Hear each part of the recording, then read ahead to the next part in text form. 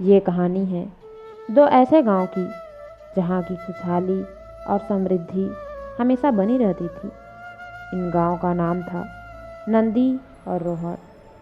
ये शहर से सटे दो ऐसे गांव थे जो सबसे ज़्यादा धनी और अमीर थे। लेकिन इन दोनों गांव में कुछ विभिन्नताएं थीं।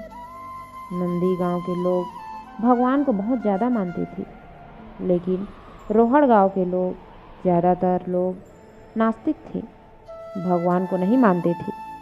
नंदी गांव के लोग सच्चाई के राह पर चलते थे, लेकिन रोहड़ गांव के लोग लोभी और मतलबी थे। एक बार की बात है, दोनों गांव में महामारी आती है, जिसकी वजह से नंदी गांव की सीमाओं को सुरक्षा देने वाले सारे कुत्ते मर जाते हैं। वहीं रोहड़ गांव के कुछ ही कुत्ते मरते हैं। महामारी फैलते फैलते अन्य जानवरों तक पहुंचती है और नंदी गांव के सारे जानवर मर जाते हैं। वहीं रोहड़ गांव में इसका इतना ज़्यादा प्रभाव नहीं पड़ता।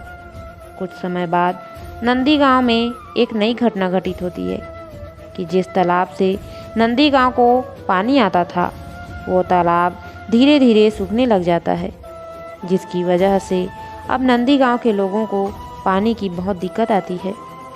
तालाब सूखने से सारे हरे भरे खेतों में सूखा पड़ने लग जाता है, सारे पेड़ पौधे मुरझाने लग जाते हैं। तब नंदी गांव के लोग निर्णय करते हैं कि अब वे जाके रोहड़ गांव के लोगों से मदद मांगेंगे।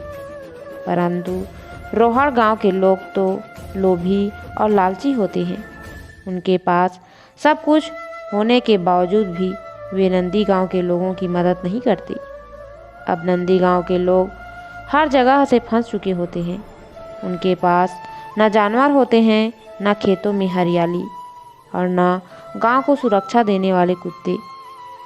तो वह अपनी किस्मत को कोसते हैं, भगवान से कहते हैं कि भगवान ने उनके साथ बहुत बुरा किया। तो वो सभी भगवान के सहारे गांव से हटके मंदिरों में रहना शुरू कर देते हैं। एक रात बहुत सारे चोर और डाकू नंदी गांव में प्रवेश करते हैं। तो जब वह लुटेरे गांव में प्रवेश कर रहे होते हैं, तो वो देखते हैं कि गांव की सीमा को सुरक्षा की कोई व्यवस्था ही नहीं है। यहाँ ना कोई जानवर है, ना ही कोई हरियाली है, अर्थात इस गांव में कोई नहीं रहता। ये सोचकर लुटेरे आगे बढ़ जाते हैं। आगे बढ़कर जब वो रोहड़ गांव में पहुंचते हैं, तो देखते हैं कि गांव के सुरक्षाकर्मी भी हैं, कुत्ते भी भौंकने लगते हैं। लुटेरे सारे कुत्ते और सुरक्षाकर्मियों को मार देते हैं और देखते हैं कि गांव में हरियाली है, जानवर है, इंसान है। तो सारे लुटेरे गांव में फैल जाते हैं। जब वे सब कुछ लूट लेते हैं, तो सारे गांव को आग लगा देते हैं, सारे लोगों को मार देते हैं और भाग जाते हैं। अगली सुबह जब आसपास के गांव वालों को इसका पता चलता है कि रोहड़ गांव में अब कोई भी नहीं बचा, पूरा गांव शमशान बन चुका है, तो नंदी गांव में किसी को हानि तक नहीं पहुंची।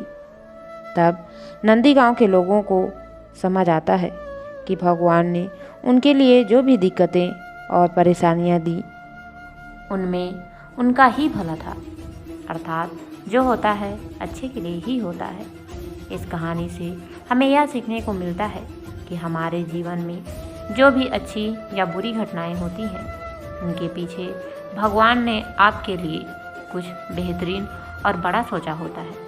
बस शर्त यह है कि आप खुश रहें।